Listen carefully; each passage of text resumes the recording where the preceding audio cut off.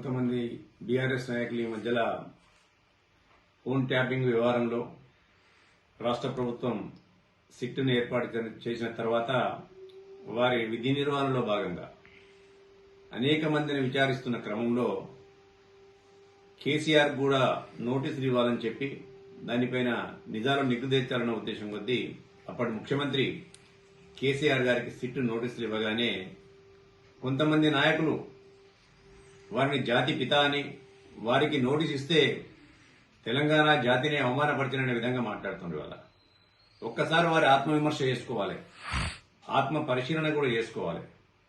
జాతి పిత అనగానే మన కళ్ళ ముందు కనబడేది మహాత్మా గాంధీ గారి ఫోటో. మహాత్మా గాంధీ గారు ఈ దేశ స్వాతంత్రానికి పోరాటం సల్పి అనేక సంవత్సరాలు జైళ్లలో గడిపి ఈ చట్టాలను అప్పుడున్న చట్టాలను కూడా వారు గౌరవిస్తూ అహింసా పద్ధతిలో దేశానికి స్వతంత్రం తీసుకొచ్చిన తర్వాత వారి కుటుంబ సభ్యులను గాని వారి రక్త సంబంధికులను గాని ఎవరిని కూడా రాజకీయాలకు రానియకుండా కేవలం మహాత్మా గాంధీ గారి జాతిపిత అనగానే ఈ భారతదేశ ప్రజల ముందు కదలాడే బొమ్మ, చేతిలో కర్ర పెట్టుకొని కళ్లద్దాలు పెట్టుకొని ఒక సర్వసంగ పరిత్యాగిలాగా తను అవుపడతాడు ఇవాళ.